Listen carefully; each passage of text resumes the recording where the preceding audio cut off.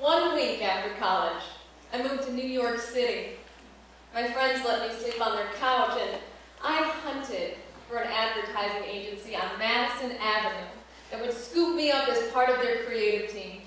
A month later, I landed my first job as a barista in Queens. So on my first shift at closing time, I'm handed a utility bucket and directed off to the bathrooms. And the last thing I do is I spray down the mirror, and as I'm wiping it clean, I come face to face with myself. And that was my foreshadowing clue that post-college life wasn't going to be the fairy tale I imagined. I did land that advertising job on Madison Avenue, but not on the creative team, as an office manager. So I tried to portray the job to my friends like I was more than a secretary. Maybe not convincingly, but creatively. I wanted more. There was so much that I felt like I was capable of doing. But my job description only wanted this much of me. And I couldn't land the positions that would challenge me. So, my answer? I chased things. Promotions, beautiful clothes in my closet, good hair days, the highest of high heels, and an appearance that would get me likes on Facebook. And I finally had everything I thought I wanted. Everything I thought I needed. And I came up short. So I had a Manhattan meltdown. And I wish that was a cocktail. But it was the unflattering aftermath of a quarter-life crisis. And I fell hard. I'm talking move back home to my mom's basement in Michigan hard. My ego's fatal blow. And the only thing I seemed capable of doing was lying in bed and staring up at the ceiling, willing it to answer the only question I cared about anymore. Why aren't I happy? No matter where I've moved or what job I've landed, that question has made it a point to tag along for the ride. So for the last 6 years, I have been clumsily putting myself back together, looking for the answer. And I finally got my first clue when I moved to North Carolina and became the Special Olympics powerlifting coach here in Greensboro. Practices meant so much to these athletes. And for some, this 1 hour on Tuesday nights was their only chance to get out of the house and be part of their community. And for the first time in my life, it dawned on me to even ask, what opportunities do adults with special needs have after they graduate high school? My friend Michael has Down syndrome. And on his graduation day, he's celebrating with his teacher, but she wants him to understand that this isn't just a party. This is his last day in her classroom. So after she explains, Michael puts his hand on her shoulder, looks her square in the eyes, and asks, "Why?" And what do you say? Because you can't say you're off to college, or this is the start of your new career, and telling the truth. You're 22. You aged out of the system. That wasn't good enough. So you go from having friends and structure and opportunities and purpose for 22 years, then nothing. Good luck starting from scratch. It all sounded a little too familiar. But we've all been there, right? Haven't you ever been underestimated? Stuck? Can we take a minute just to go back there? So what if all of our stories are different? That feeling, it's the same. But what if it wasn't just an employer? Was it just a friend or a partner that underestimated underestimated us? What if, in large part, the whole world did? The challenge being faced isn't any different. Only the scale of it is. So, whether we're looking at the opportunities that we deserve to find happiness in our own lives, or we're looking at the opportunities that adults with special needs deserve to find happiness in their lives, it all comes down to this. How do we make the leap from doing only what other people think we're capable of to doing what we are actually capable of? A few years ago, I met an amazing group of adults who are enrolled in a job training program. The concept is simple. Teach job skills to adults with special needs by making and selling dog treats. It's the vision of Pat Flack, and she always tells me what's more important than mentioning her name is mentioning that she's a mom. Pat is a mom who wants her son David to have a beautiful life. And for the record, he has told her that is exactly what he has. It also helps to know that Pat is the type of mom who has the guts to celebrate her 80th birthday on a motorcycle. So Pat takes this idea and she pitches it to the Greensboro chapter of the ARC. And if you're not familiar, the ARC is an international nonprofit devoted to enriching the lives of adults with special needs. And the ARC of Greensboro takes a leap of faith on this idea. And Art Bark's Dog Treat Company is born in the basement of a church. When I joined this team, I instantly connect with them. We were in the same boat, really. School was out, and had been for a long time. And we were all still looking for our way. Our journey has taken us to a full-blown retail bakery where customers can come in and enjoy watching treats being made from scratch, where they can see with their own eyes how capable the Art Bark chefs truly are. Every aspect of the operation is in their capable hands. Every little thing, right down to using the peanut grinder and the industrial mixers and the ovens. We created an environment that doesn't micromanage or make assumptions about abilities. It allows these adults to explore their independence and add their own value in their own unique way. I love to look at these pictures because it reminds me of all the things that they can do. Because as we were working on this, I guided them, but they guided me. And together, because we collaborated, our product made its way from obscurity, literally selling on street corners, to the shelves of major retailers like the Fresh Market and Lowe's Foods across North and South Carolina. And together, we figured out what meaningful work is, both in terms of what it requires of a person and in terms of what it can do for a person. Meaningful work isn't found, it's formed. And in order for it to take shape, only 3 things have to take place. 1, be honest with yourself and about yourself. Find out what you want, not what you're told you want, or what you're supposed to want, but what you really want.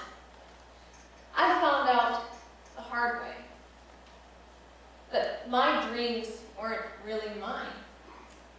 They came from outside influences. But my chefs, their dreams come from the inside. Things I am ashamed to say, I never considered to be dreams. I considered them foregone conclusions in my life. To be included, to be independent, to have friends, to fall in love. Kelly put it like this: I just want to be a simple, happy person. So be who you are. As I encourage my chefs to accept themselves fully, I had to start doing the same thing for myself or else risk being a total hypocrite. So I started taking off the makeup and the high heels. And the first day I come into the bakery like this, one of my chefs, I overhear them making the following announcement: everybody, Sarah has a zit, but it's going to be okay. And guess what? It was.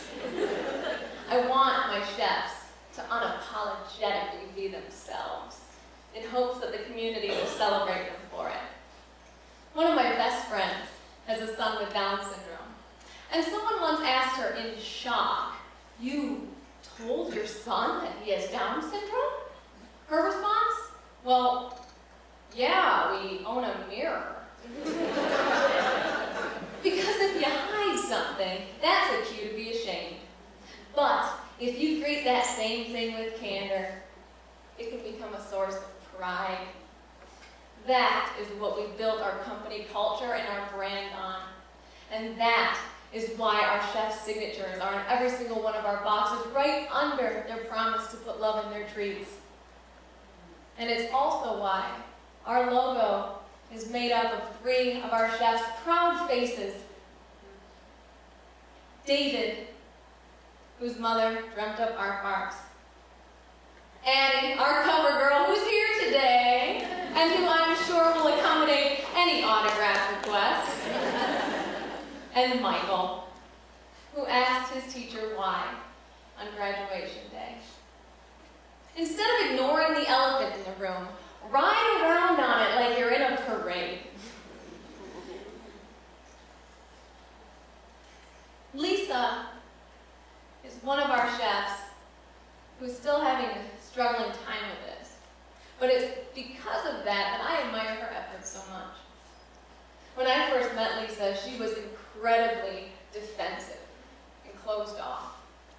So I pushed her to figure out what it was that she was trying so hard to protect herself from.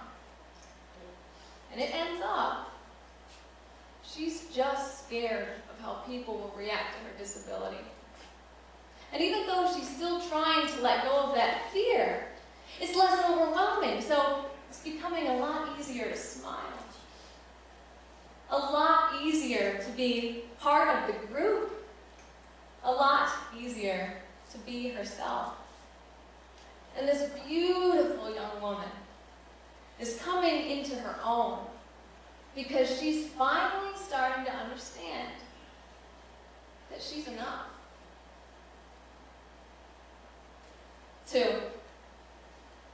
need and be needed.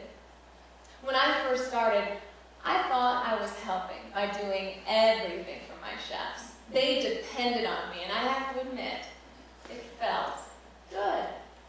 Being needed made me feel my self-worth again. And that's when it hit me. I was doing them a huge disservice because people need to be needed. But these adults are rarely given that opportunity. So it was only after I started letting them help me and help each other and help themselves that all of the magic started. So as the business has grown, so have their responsibilities. If I would have asked Danny in the beginning of his career at Aardvarks to do anything outside of making treats, he would get really bent out of shape.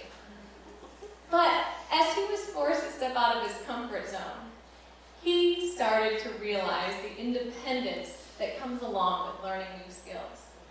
So one day I'm going outside to lock up our outdoor bistro tables, and Danny comes up to me as if to say, "Nah, I got this," and proceeds to do a better job than I ever did. And the cool part is, I never showed him how. He just watched me, and when he was ready, he decided to jump in. And something really cool started happening in the bakery. The chefs stopped waiting for me to assign tasks to them, and they started anticipating where they were needed, and they jumped in. 3, fail. Failing is a humble reminder that there are possibilities yet to be explored. And if you never fail, the job being done isn't challenging enough. Every time one of my chefs says, "I can't," they're wrong. And even if it takes countless tries, it is so exciting watching them figure out that they indeed can, and that the only problem has been they've been underestimating themselves all along. Every time Jordan succeeded, we'd raise that bar slightly out of reach, and she transformed. It's hard to believe that Jordan never used to smile for pictures, and now she's the shelf tag at every Lowe's booth there is. The same girl that hid in a corner her first day at Art Barks goes out to events and works the crowd. And the smallest things like making eye contact and offering her handshake are the biggest victories. Heck, look at David. When he first started at Art Barks, he was 40 pounds overweight, was struggling with early signs of dementia, and was on an oxygen machine. After he jumped into an environment that let him be himself, that needed him, that gave him permission to fail, did all of those things turn around? So today, David is back to his normal weight. He's as sharp as a tack, and there's no oxygen machine to be found. So I had to ask Pat, can you find out from David, in his own words, what it is about the bakery that he owes all of his improvement to? And he said, "Mom, they respect me there." One thing we can count on in the future is that adults with special needs will be a part of it. Imagine if we can make it a meaningful part. And that's not some kind of a favor to them. It's a favor to all of us. And to be honest, it's a right they have in this human experience. The term disabled gets thrown around a lot, but it's not all-encompassing. It's being used in context to what we happen to value most in our society: the ability to achieve status and make money. But what if we started celebrating the ability to live in the moment and to see the best in each other?